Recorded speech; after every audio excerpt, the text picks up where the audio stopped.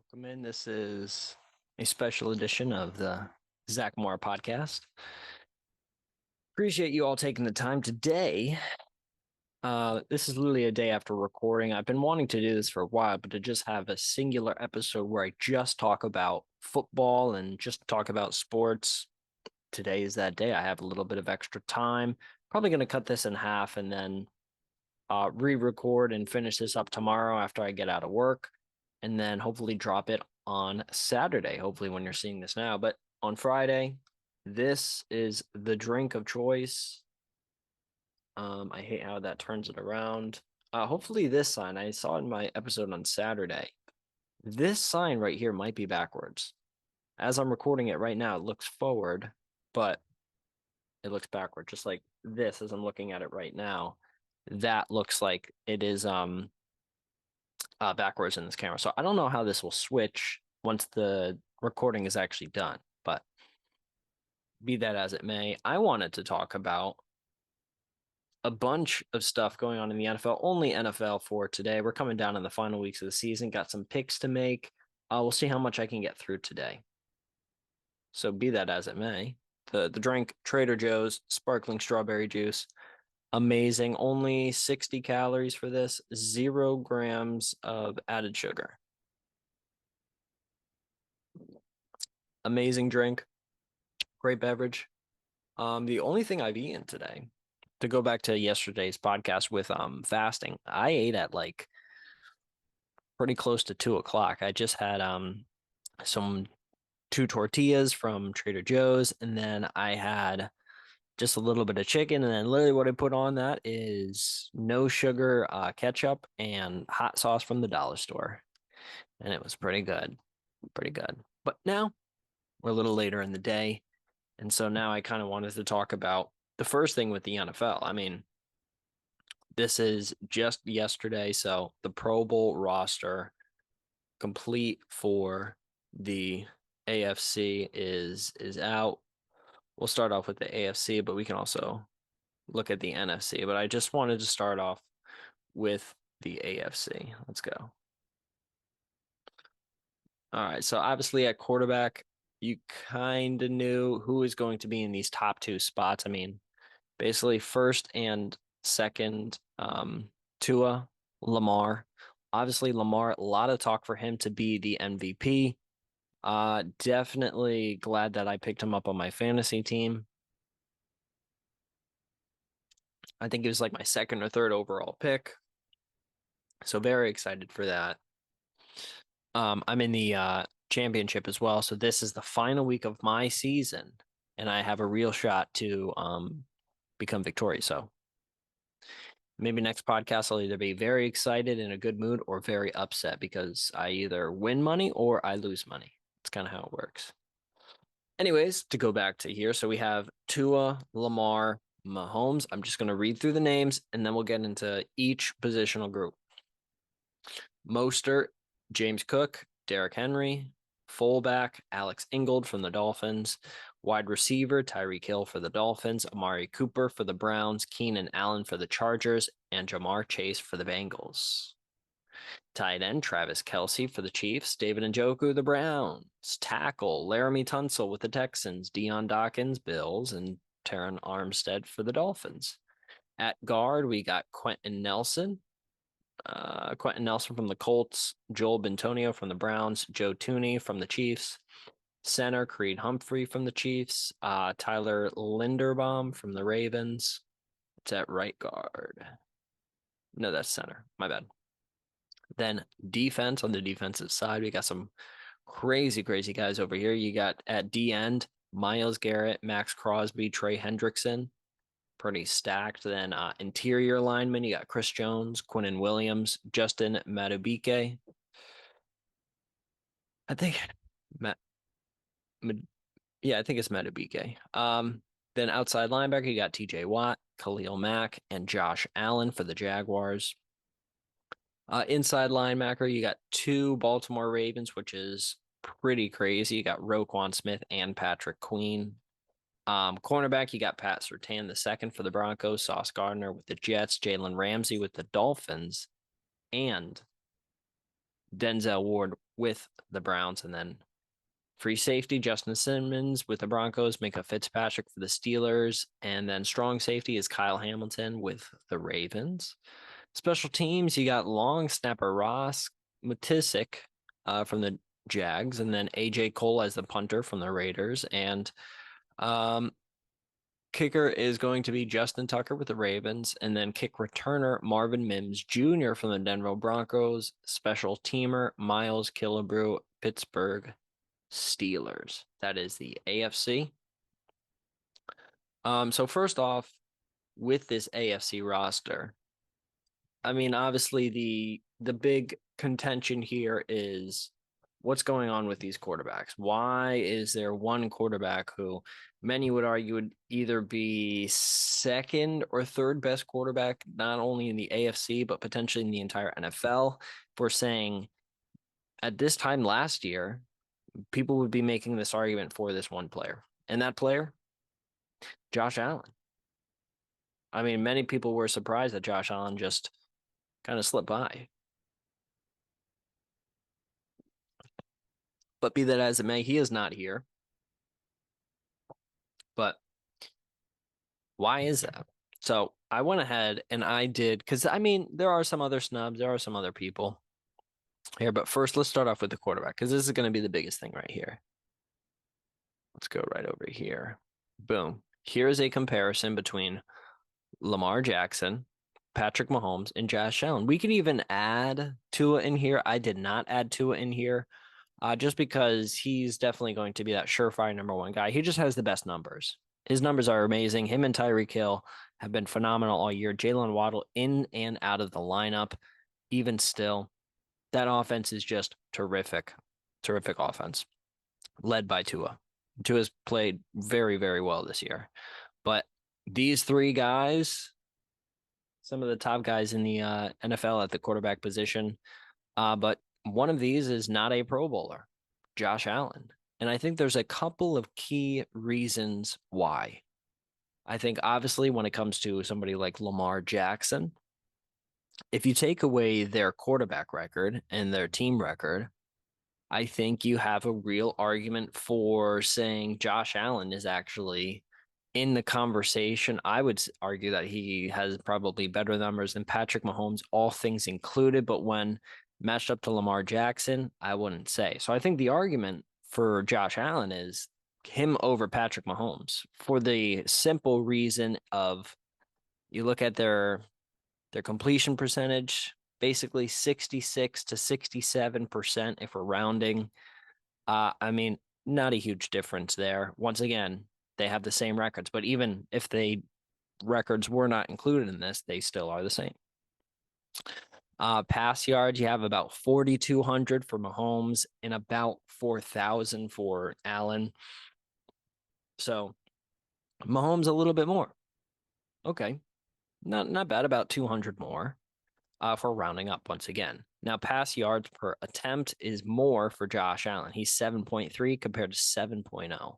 Passing yards per game is obviously going to be a little bit more towards Pat Mahomes, but if we're rounding, it's 260 to 250 a game, basically. Passing touchdowns is tied at 27 apiece. And then one thing that I think has been a huge issue for both of these players, particularly Josh Allen going back the past couple of years, and Patrick Mahomes particularly this year, is the amount of turnovers. I mean, 14 interceptions for these players is inexplicable. I mean, Patrick Mahomes, he's played 16 games this year. He has 14 interceptions. We just saw recently the game that he played against the Raiders. Just an overall bad performance. And he's had bad performances prior games this season. It's very, very weird. And then Josh Allen, I mean, he's had basically averaging one interception every game. And the fact that they're 10-6, give credit to the rest of their team. They have an amazing running back. They have an amazing defense as well. And they've dealt with injuries on the defensive side of the ball. They're probably their best defensive back, I would imagine. Out for the year, ACL. And still, they're able to be 10-6 and be competitive in the division. But it's the fact that Josh Allen is doing these turnovers. And it's not like Mahomes, where sometimes you have a ball that bounces off a Kadarius Toney hand a few times, it ends up with the defense. No, some of these are just really poor decisions. Throwing a ball 60 yards down the field into double coverage to try and make something happen, and it gets intercepted. That's kind of what we're seeing with Josh Allen. So maybe there is some part of the fact that the nature of his turnovers may be a little bit more shocking than Mahomes. And with Mahomes, you could potentially say, it's just the guys that he has on his team. Travis Kelce hasn't been as consistent as we have liked to, and he hasn't gotten a lot of help from his receivers, which I don't necessarily agree with. I mean, it's Patrick Mahomes. You got to make do with what you got. They're NFL receivers. They can catch the ball. Not everybody's going to be a DeAndre Hopkins, a Justin Jefferson, a top of the line guy, but they're still they're you can't blame them all. Can't blame all of these interceptions and even all of the dropped balls just on the fact that these receivers are not all pros and pro bowlers.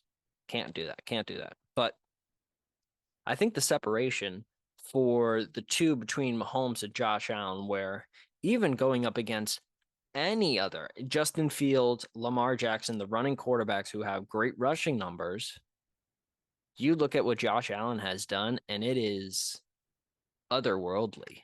Otherworldly. I mean, let's go to his also quarterback rate. We're looking at a 93 approximately for Mahomes and approximately a 92 for Josh Allen. So one last thing, Mahomes is just a little bit better of a passer according to the statistics, and obviously less turnovers and all that stuff. But you have to look at this rushing, because rushing attempts 75 to 96 between Mahomes and Allen. Obviously, you're going to have 148 from Lamar, who has many designed runs for himself, sometimes in the pocket, scrambling, those kind of runs as well. He is known to do, and he's very good at doing so. And rush yards. We're just doing Mahomes and Josh Allen at this point. So 389 to 457. That's about 390 to 460. So a little bit of a gap right there. Obviously, there is a almost 20 more rush attempts, but still that is quite a difference. The rush yards per attempt is 5.2 for Mahomes, and for Josh Allen is 4.8. So not crazy in terms of the difference there. A lot of times Josh Allen, and the reason why they do this is because of the stat that I will get to in a second. But the reason why Josh Allen is getting less yards per attempt is because he's running very close to the goal line most of the time, because that's how he gets this next number of 15 rushing touchdowns. 15 rushing touchdowns as a quarterback is not something that you see. Just not something that you've seen. And I didn't look this up, but I would imagine that this is top 10, top 5 in terms of a rushing touchdown performance by a quarterback in a season. I mean, you see right here, 15 to 5, 3 times as many rushing touchdowns as Lamar Jackson, 3 times as many, not 3 more, not 10 more, or not 3 more, not 5 more, but a whole 10 more rushing touchdowns, 3 times as many as the man who's basically the best rushing quarterback in the NFL. Although now there might be an argument for Josh Allen, because Josh Allen, close to the goal line, he might be your best bet, because not only can he run the football, he's a massive body, but he can also, obviously, as a quarterback, throw the ball. He has all the arm talent in the world. And then I guess this really doesn't matter, but fantasy points, uh, about 370 for Josh Allen compared to 280 for Mahomes. So, I mean, I really don't think that should be too much of a consideration, but that also does show you just the sheer number of points that he's added to his team via rushing and passing touchdowns. I mean, 42. Yeah, he's got 42 total touchdowns. Mahomes has 27, and Lamar has 29. I mean, we're not looking at something that's really that. If we're talking about adding points to a team, Josh Allen is probably going to be your guy. I mean, as a dual threat quarterback, him, Lamar Jackson for different reasons. If you're outside of the red zone and you need a quarterback to rush the ball down the field, give me Lamar Jackson, maybe even a Justin Fields, but Lamar Jackson is that guy. If you're within 5 to 10 yards of the goal line and you got first down and goal, give me Josh Allen. I mean, as a rushing threat, he is top of the line, but part of the reason why I think he wasn't selected is just simply you look at the rest of his numbers, it doesn't really stack up to Mahomes. Yeah, he's better at passing um than Lamar, but it's not crazy. I mean, the turnovers by him, he's over double what Lamar has done. So 24 touchdowns, 7 interceptions for Lamar. His rating is basically 103 compared to about 92 for Josh Allen. That's a big jump. That's not 92 to 93 estimated. No, that's a whole 10 points more. So I think as a result of that, we do see Josh Allen snubbed. And I mean, there really could be a case for somebody like CJ Stroud, who's really kind of cooled off at this point during the season. Obviously, the Tank Dell injury has a lot to do with that. So I'm not too disrespected by this number. And I think if we kind of look down the rest here, I mean, there's not any argument you have for me for running backs. These are probably the best. I mean, Derrick Henry has not had the best season, but I mean, still, he's that dude. I mean, you look at kind of what he's done in 2023, uh, over 1,000 yards, almost 4 yards a carry with 11 touchdowns. I mean, that's certainly not bad at all. Zero fumbles as well, which is a very good stat for him, but he's been solid this year. He hasn't been obviously his 2,000 yard season, but that does not necessarily mean that he's any worse. Then you have fullback Alec Ingold. Couldn't tell you another fullback, so I'll go with them on this. Tight end.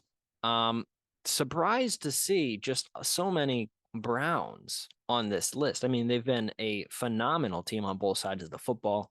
Obviously, they have a new quarterback now in um, Joe Flacco, who's really helped to put a spark in this team, and I think they could potentially do some damage because their passing attack, their defense and their defensive line, their secondary has looked great all year. Now it's just about okay, can we have somebody who throws the ball, gives us points? Because they got two guys on that offense that are really good, David Njoku and Amari Cooper. Those guys have had some big games this season, so I don't I don't have any issues. I think if we saw a potentially healthy Pat Fryermuth the entire year, maybe he would be on this list. But outside of these two, I mean, there's not too much strength in the tight end department, particularly in the AFC. Moving on to tackle, couldn't tell you too much about any of these guys. I mean, obviously, I know them as players, but in terms of their play this season, I don't really understand too much about offensive line play. I just know that they're really good at rushing the football, and I also hear them on the broadcasts and replays and stuff like that, performing good plays. So basically, tackle, guard, center, sweet. I know Tyler Lindenbaum was drafted to the Ravens a couple of years ago. That's looking like a great pickup by them. Obviously, Quentin Nelson, many say he's one of the best players in the league, period, as an offensive lineman. So props to him. And then defensive end, I mean, this is just a crazy pass rush for the AFC, potentially the best in the league. I mean, Myles Garrett, Max Crosby, those two guys are probably in the conversation for defensive player of the year. Absolutely crazy. Now, Trey Hendrickson as well. I think he set the team record for sacks in a season. He's looking amazing as well. Then you got Chris Jones, Quinnen Williams, and Justin Madubuike. Chris Jones, early in the season, we talked about this. He was having some real financial qualms with the Chiefs about a contract extension, about his overall payment. So good to see him to doing that, to be able to come back from that and play the season and become a Pro Bowler. He's played amazing all season. The Chiefs defense has not been really too much of a concern, surprisingly. outside linebacker. One of the best units in the entire NFL is TJ Watt, Khalil Mack, and Josh Allen. Khalil Mack and the Chargers. I know the Chargers defense is very, very poor, but Khalil Mack has been amazing. He's been playing very, very well.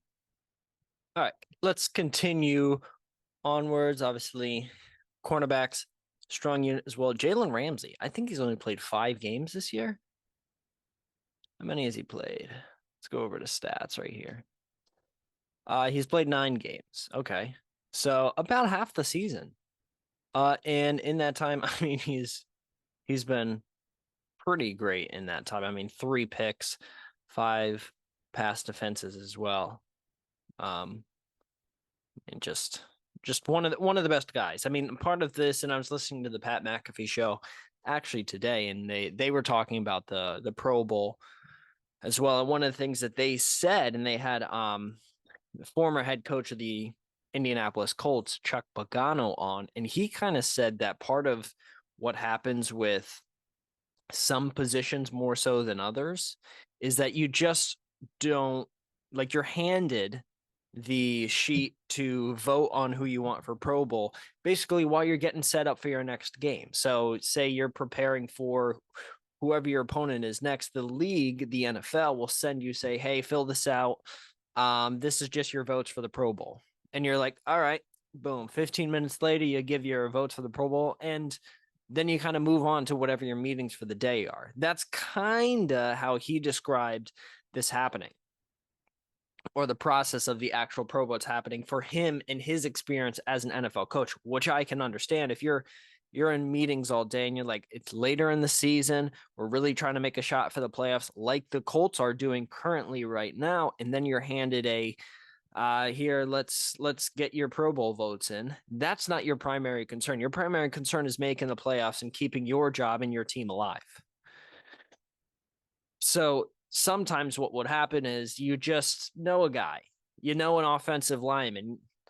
He's been Pro Bowler before. He's well respected within the league, and he's a guy that you recognize. So you would choose that guy. And maybe that same thing is happening for some current players on this league or on this roster, which I don't have an issue with at all. I mean, whoever's on the Pro Bowl roster uh, deserves it. I mean, I'm not going to say that Patrick Mahomes doesn't deserve to be a Pro Bowler. I'm just saying you can make an argument for Josh Allen to be a Pro Bowler, but I don't think that having Josh Allen instead of Mahomes here or instead of Lamar, instead of even Tua would make or break my entire year. I just don't think that it is that important. Now, there could be something, say, he throws like 4 or 5 touchdowns in the next game and he rushes for like 4 or 5 touchdowns in a game. Then we're having a completely different conversation, because if at the end of the year he has 20 rushing touchdowns and he has like maybe 30 touchdowns passing, we got to have a real conversation about him maybe potentially being the MVP, despite what his record is as a team. That would be a feat, but that means that he would have to go crazy in his next game and have an otherworldly performance. But that is something that he could potentially do. But this is basically the AFC roster. Kind of wanted to just look at this. And now let's go over to our NFC, which should be pretty much kind of the same. Kind of know what we're going to be getting, right? Offense, quarterback, pretty good right here. Brock Purdy, Dak Prescott, and Matthew Stafford for that quarterback position. Then in running back, we got another 49er, Christian McCaffrey, Eagles, DeAndre Swift, and Rams, Kyren Williams. Fullback, Kyle Juszczyk from the 49ers. He's been a multi-time Pro Bowler at that fullback position. Then in our next category, you got CeeDee Lamb and A.J. Brown. Then after that, you got Mike Evans from the Bucks and Puka Nacua from the Rams. So already seeing a bunch of Rams players, even though the Rams are not one of the best teams in the league. I've been surprised all year at just how good their offense has been, particularly their pass offense. Not that their running back isn't somebody who's phenomenal as well, but overall their offense, and particularly their pass offense, I've been really, really surprised to see, because their offensive line coming into the year around the league, a lot of people were nervous about what this offensive line was going to do and whether or not they'd be able to block anybody. But obviously, Pro Bowl running back on their squad. They have a Pro Bowl quarterback and a Pro Bowl wide receiver here as well. So obviously their offense is doing something good. Tight end, you got George Kittle for the 49ers, Sam Laporta for the Lions. Lions have been really good this year. I would have been not super surprised to see a Jared Goff on this list. He's played phenomenal all year, and shout out to the Detroit Lions. Next up at tackle, we got 49ers, Trent Williams, and then Lane Johnson of the Eagles and Penei Sewell of the Lions. Another draft pick of recent year.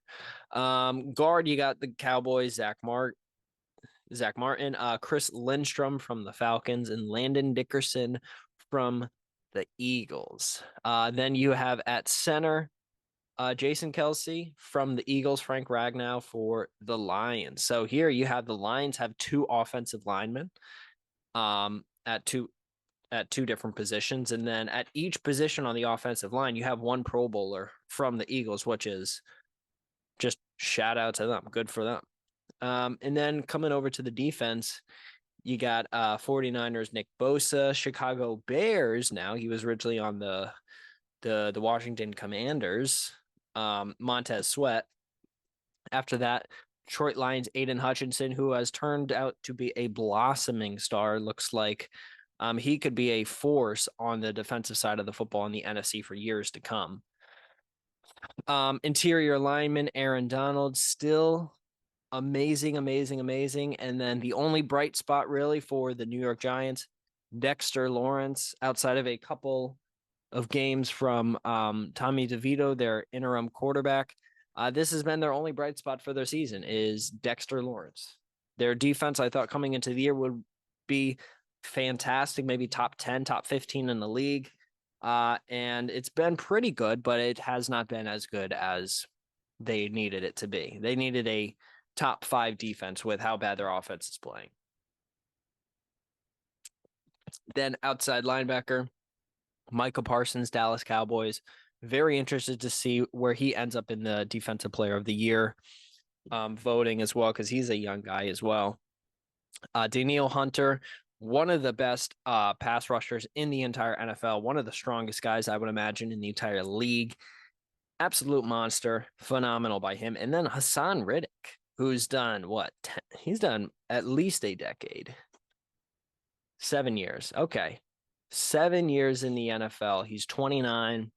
This guy has been amazing all throughout the league for many, many years to come. Let's look at his career.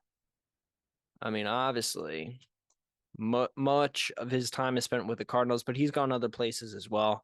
Panthers, I mean, you can look at these sack numbers. I mean, definitely a very, very good defensive player on the football, and he's a Pro Bowler this year. So shout out to him and the Eagles. The Eagles are in good shape.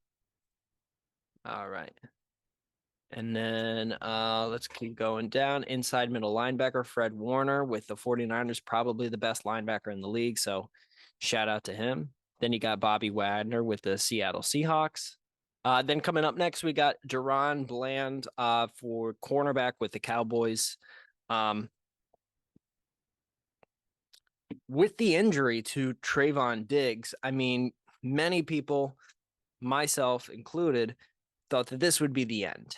This is territory for that Cowboys defense, because Trayvon Diggs was, in terms of their pass defense, he was their guy. Now, I know there were some stats that came out that he wasn't, in terms of like guarding, like receivers would be able to still get their numbers and get off against him. But the amount of turnovers that he was forcing other teams to make was winning them games. So shout out to him. Charvarius Ward for the 49ers. Good pickup by them. Jalen Johnson from the Bears. Davon Witherspoon from the Seahawks. Then safety, we got Jesse Bates from the Falcons. Great pickup in free agency. I bet the Bengals are probably a little upset that he's gone, but the Bengals have bigger problems than losing their free safety. Then strong safety, we got Buda Baker for the Cardinals, veteran of the game, Julian Love, former New York Giant. He's there as well. Then special teams, we got Andrew DePaula, Minnesota Vikings, long snapper, punter, Brian Anger for the Cowboys, place kicker, Brandon Aubrey from the Cowboys as well. Rashid Shaheed from the Saints, and special teamer Jalen Reeves Maben. So those are the teams. Give me a little while, and I'll give you the rest of my analysis in a couple of days. It'll be a jump cut here. Obviously, Josh Allen, we know, is going to be probably the biggest snub. Now you can see these people that were considered. CJ Stroud is interesting. Jared Goff, you could definitely make the argument. Um, Zaire Franklin, the Colts linebacker. I think he's leading the league in tackles. That was a very interesting one. Then you got a kicker here for the Browns. Bradley Chubb here, outside linebacker for the Dolphins. He got injured. But it says 11 sacks, 22 quarterback hits, and a league high 6 forced fumbles. I mean, that's pretty good. Then you got Derek Brown. Basically, it's probably their best player on their team. I mean, honestly. And you look 96 tackles on the season, which is he's a defensive lineman, interior defensive lineman. Wow. 96 tackles on the season, too shy of the single season mark. So too shy of the best ever for a defensive lineman. And we still have one more week left in the season. Set by Christian Wilkins last year. And 6 tackles for loss. His 74 stops are 10 more than the next closest at his position. Stop rate of 8.8% is also top among the defensive tackles with at least 500 snaps. Might have 1 sack, but he's not a stiff in the pass rushing department, generating 31 quarterback pressures and 13 quarterback hits from the inside. Okay, so the 1 sack definitely brings you down, but 96 tackles for not even a defensive end. Defensive tackle. These are crazy numbers. Can't say that they show a lot of Carolina on NFL Red Zone. But the Panthers surprisingly have not fallen apart even after firing their coach mid-season. They've been obviously one of the worst teams in the league. But they've had some issue with their owner, David Tepper, who he was in his press box. I don't know what happened, but somebody was probably saying something to him, and he threw a drink at the guy, which is certainly not the best behavior, especially for the owner of a team. So a lot of craziness going on over there, but their season has not been an all-out disaster. I think Bryce Young is still a good player. They've really emerged. I mean, in the offseason, yes, they went out and they spent money on running back for the Eagles, Miles Sanders, and they got him. But Chuba Hubbard might be their number 1 running back going into the beginning of next season. So maybe a little bit of a concern there, but we'll see. We'll see what happens in the offseason. We'll see what they do in the draft. It's not a foregone conclusion. Number 7, former Steelers guard Kevin Dotson, Los Angeles Rams. Many people, and I said this previously, but I'm just not an expert when it comes to offensive line play. So basically, if somebody says a guy's good on the offensive line, I agree with them. Because I'm not out here going to be spending multiple hours a week breaking down offensive line play. So Kevin Dotson, amazing. I know that their offense has, and I've talked about this all year, offense has incredibly surprised me. I was not expecting them to be that good simply because of their offensive line issues. That was the main thing in the offseason that, listen, they got Cooper Kupp, they got Matthew Stafford, they got some guys on defense as well. And still, their concern on offense was the running back position, but also that offensive line. And Kyron Williams has been amazing, and Puka Nacua has been way better than people expected. After this, you have Amon-Ra St. Brown, and now we're getting into a little interesting territory because Amon-Ra St. Brown played well, and he's gonna be at the end of the season probably in the top 10 wide receiver conversation for best wide receivers in the game. I mean, he might be in the top 15 already, but I do think that there is some conversation to be had about how good he is. Be that as it may, does he deserve a Pro Bowl shot over the other Pro Bowlers? Let's go take a look at that roster together, and we'll see who he's matching up against because I don't I don't I don't I don't CD Lamb, AJ Brown, Mike Evans, Puka Nacua. Is he really outperforming any of these guys? And absolutely no disrespect to him, but I think when it comes down to the Pro Bowl, it's a lot about numbers. I mean, obviously CD Lamb and AJ Brown have had the two best seasons this year at the wide receiver position. CeeDee Lamb really started to catch on late. I mean, I've played him a bunch in fantasy, and he always puts up crazy numbers. Main target out there in in Dallas, and I don't think Dallas's season is over. I mean, he's really turned out to be basically what they thought would happen after they traded away Amari Cooper. And you kind of had this thought of we trade away our at the time best receiver, even though we have this young guy out of Oklahoma who was great in college, super highly touted draft pick, comes into the team and as a young guy makes a real impact. What's going to happen in the remainder of his career? And we've seen him really step up to the plate, and he's played really well, really well. Uh, uh, sorry, I'm watching this pregame for the game. I'm interested to kind of see the Steelers, and we'll continue on. We'll continue on back to the stumps, but I do want to talk about my fantasy football team. But I do want to get this episode put out relatively early. All right. Uh, Next up, I mean, you see his numbers: 13, basically 1,400 receiving yards, tied for second with 112 catches. Okay, fifth in the NFL in receiving yards. Um, 9 receiving touchdowns. Okay. 91.4 yards per game is fifth most. 71st down, tied for third. Okay. Yeah, he's been amazing.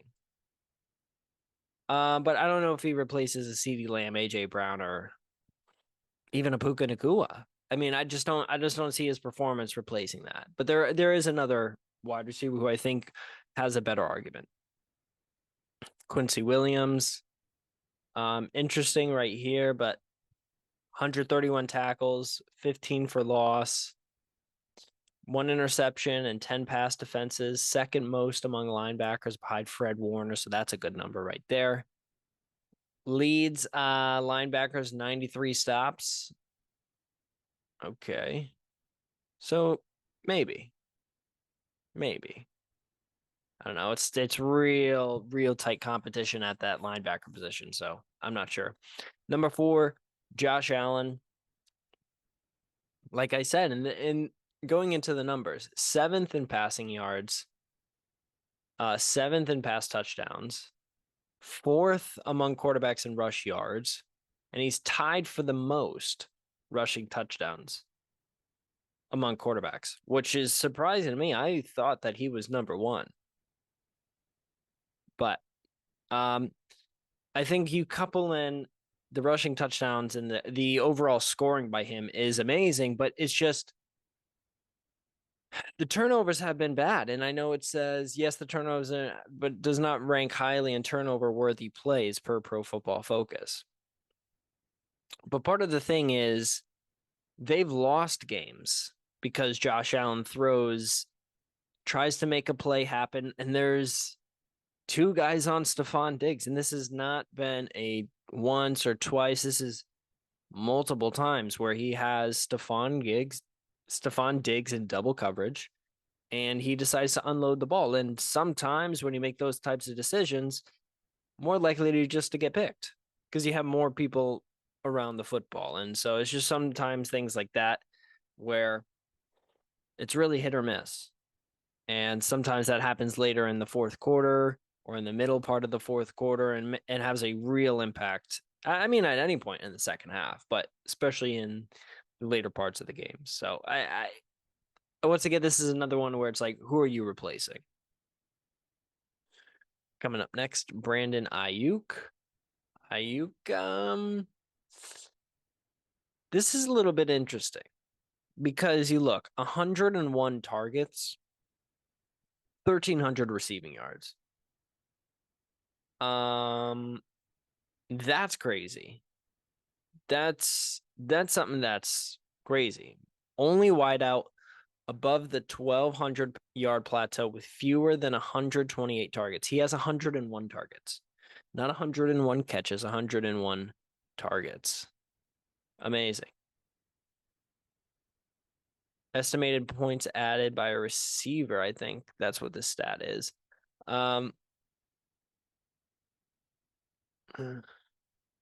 CeeDee Lamb. I mean, he's right up in there in the top of the league, but the issue is there's some really good receivers in the NFC. And I just maybe Puka Nacua.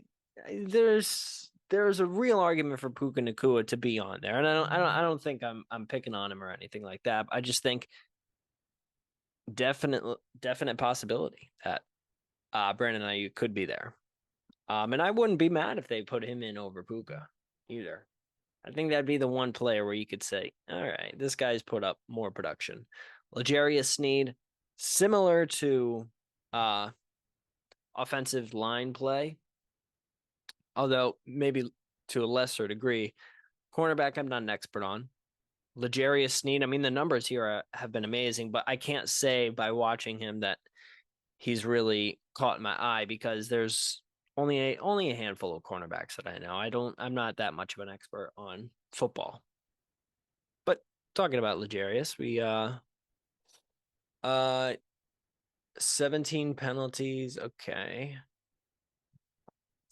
He's allowed 5+ catches in 50+ yard games just twice this season. Crazy. 0 touchdowns and 462 coverage snaps. That's amazing.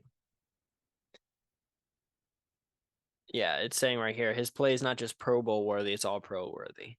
And then finally, I mean, this is now becoming the big one, but just having Antoine Winfield Jr. here, the number one. This seems like one that I'm surprised over. This is a weird one.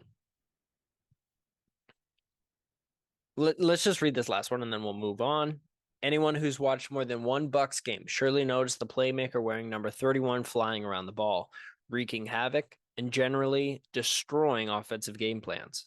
So, at first perusal of the NFC roster, I was certain I simply missed Winfield's name. Nope, he's not on the list. I just checked a 45th time just to be sure. Bucs fans are sure to find this a travesty, a sham, and a mockery. Winfield has been all over the field, generating 117 tackles. He's got 117 tackles as a safety for the Tampa Bay Buccaneers. 5 tackles for loss as a safety. 5 sacks as a safety. 7 quarterback hits as a safety. 5 forced fumbles. 4 fumble recoveries. 3 interceptions and 12 passes defended. No offense to the 3 NFC safeties elected. All are good players and they're all right, but it's stunning to me Winfield continues to be overlooked after the masterful season he's compiled. I would agree. Now let's go compare him, and then we'll move on. It's very interesting. Very interesting.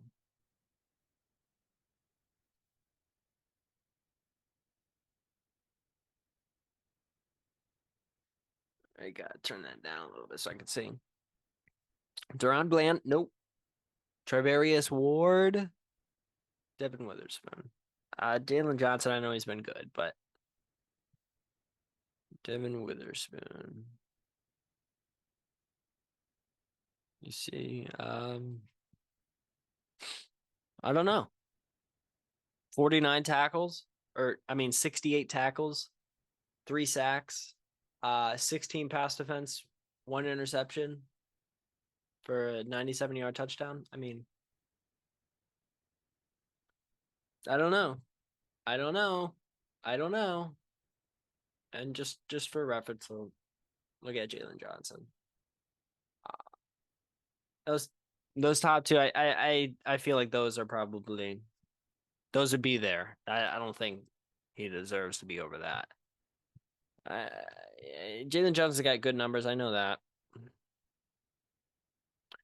36 tackles, uh, 4 interceptions. I mean,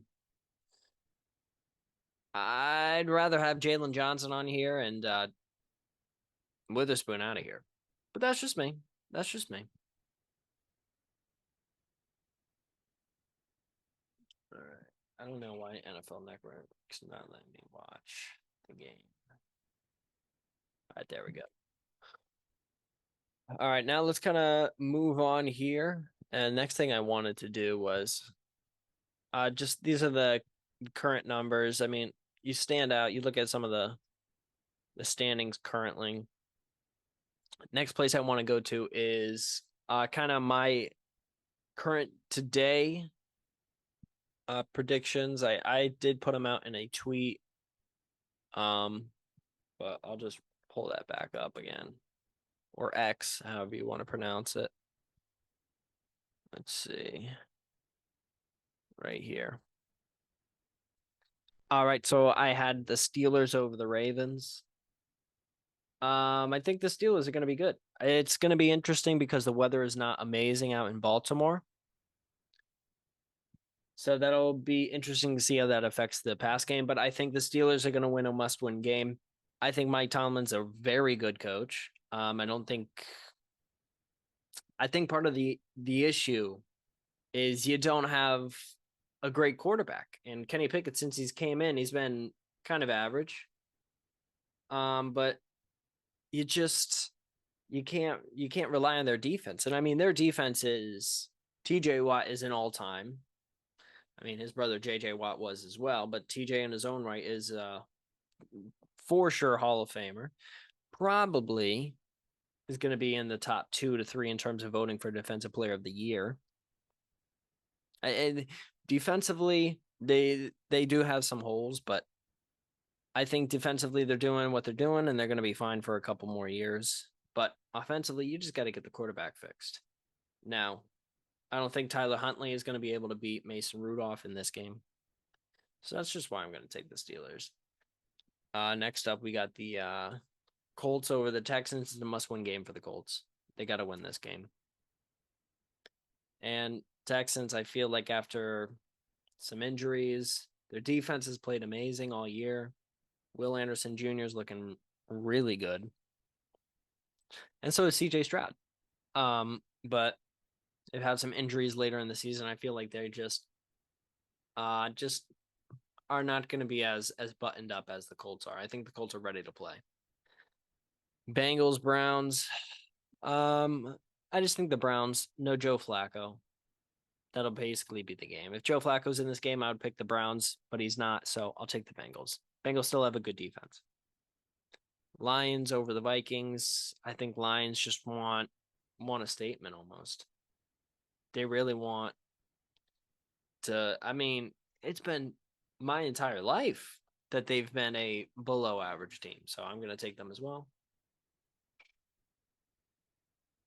Then we got Titans over the Jags. I just like the Titans. I think the Titans could potentially uh pull off an upset here. I'm not too confident about this pick, but I just don't think the Jags on the opposite side of the Lions and maybe even the Colts. I just don't think that they just don't seem like they're all out trying to win it and try and advance their playoff position. They just certainly haven't been playing like it. They've kind of lost a lot of confidence, it feels like. Then we got Patriots over Jets. Jets just offensively are just awful. And their defense has been, all things considered, has been good. It's definitely above average, but offensively it's just too bad. And then we have Saints over the Falcons. This is literally only because I'm hoping that this makes Derek Carr play well because I picked him up in my fantasy team for today because my original quarterback Lamar Jackson is out, and I'm in the championship game today. Projected to win. I'm hoping I can really make some good plays, you know, but we'll see. We'll see. Game still currently tied as I'm recording. Bucks over the Panthers. Panthers season is over. Gonna go off into the win. It's all right. They'll gear up. Got a couple of good draft picks, and I think next year they'll be a little bit better. See what they do in the offseason. Packers over the Bears. As much as I like Justin Fields, I think the Packers are really trying to basically just show that they can still win without Aaron Rodgers. And I think Jordan Love has been very good this year. Early in the year, they really struggled offensively because it was a lot of young receivers. I think they're the youngest team in the league. And what seems with them, and I mean, I know this personally, is Aaron Jones has been injured a lot during the season. He was my second running back pick in my draft. And I thought many times about just dropping him. But I decided to hold on to him. And he burnt me. He lost me a couple of games, but I'm in the championship game, thinking we started. I don't know though. I had to make that decision on Sunday. I've got some things planned, but that's just my fantasy. That's not what's important. Let's get back to the picks. Packers over the Bears. Raiders over the Broncos. I think the Broncos have just given up on the season. I think they might score like maybe 14 points. It's not going to be a good game. Raiders have Raiders might be able to win 10 games next year. The way they're playing, and I mean they have another good draft, and they signed a couple of people in free agency. I mean, they're starting Vegas is becoming a real town. And I wonder if that means that more people will flock there in free agency. I'll be interested to see what their offseason's like, but I think they'll take this game. Eagles over the Giants, literally no. Seahawks over the Cardinals, kind of similar thing. Seahawks are trying to make a statement, trying to make the playoff push, and um, I mean, shout out to Pete Carroll. He's done amazing in the absence of Russell Wilson and rebuilding his entire defense. I mean, they don't have the Legion of Boom that I remember growing up. I mean, not even really growing up, but um, those 2013, 2014, 15, 16 defenses were legendary, legendary. Then Chiefs over the Chargers. Hopefully Mahomes can kind of seal the case that he belongs on the Pro Bowl roster instead of Josh Allen. I hope. Then right up after that, we got the Rams over the 49ers. I think this is an upset just because I think the 49ers are going to kind of take their foot off the gas pedal. Now, I know they're probably going to have people who are going to be playing that are going to want to be in there, but if I'm going to pick one, I think the Rams could do it. I think the Rams are really trying hard to, like the previous team I was talking about, and the Chiefs, and also with the Seahawks as well. They're trying to prove a point. They're trying to end the season as strong as they can and make a playoff push. As much as the Chiefs are still Super Bowl probables, I do think they still are pushing for the playoffs. I mean, if they lose this game, it's not like they'll miss the playoffs, but you want to have the utmost confidence going in the playoffs if you are the Chiefs because everybody's coming for you. So you're gonna get no days off. There's people are gonna be trying to beat you.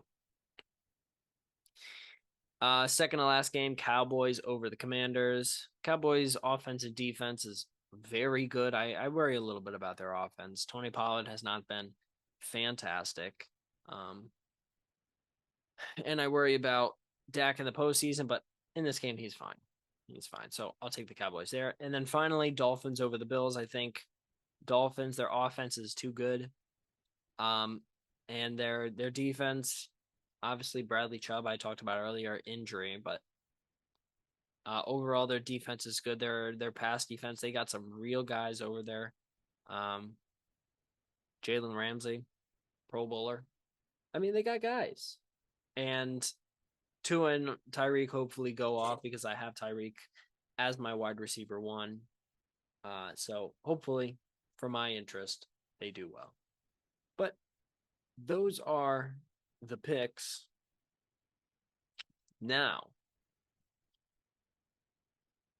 let's do this. So this is I like using this. Sometimes I'll just go on this randomly and just kind of use it, right? And this is just a playoff machine. So I'm gonna do my picks for today. Boom, boom, boom, boom, boom. It'll only take a minute.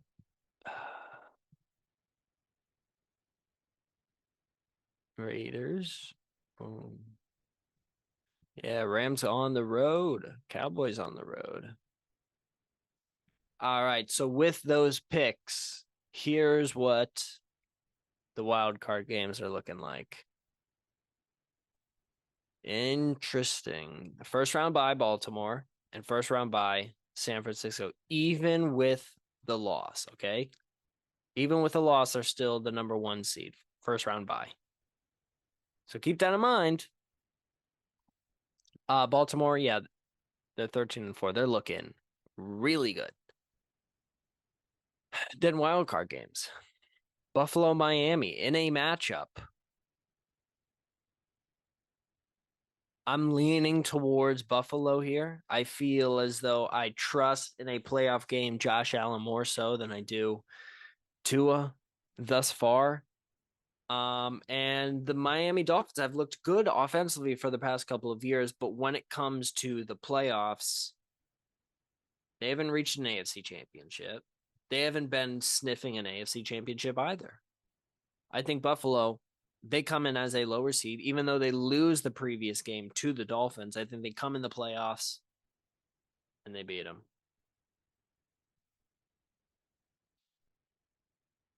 Yeah. Pittsburgh versus Kansas City. Kansas City, that's a dub. And then Colts, Cleveland. I might take Cleveland there. Can I go any further? All right, now I gotta do a little bit more math. But then on the other side, you got Green Bay, Dallas. I'll take Dallas here. Rams, Lions. I'll take the Lions. And then the Eagles. And then coming out of that. Oh, I don't know. I still feel like all right, AFC Championship, I'm thinking.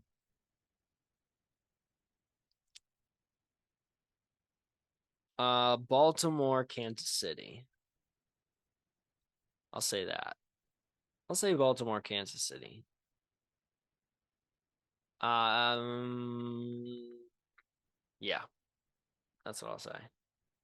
Unless they match up earlier. I wish it would let me choose to go to the next week because this is confusing. And then I'm going to say in the NFC Championship, I'd probably take the Eagles. The Eagles are just very good. Uh, even though it feels like in the past couple of weeks they've really fallen off. Jalen Hurts has been struggling, but I wouldn't be too worried.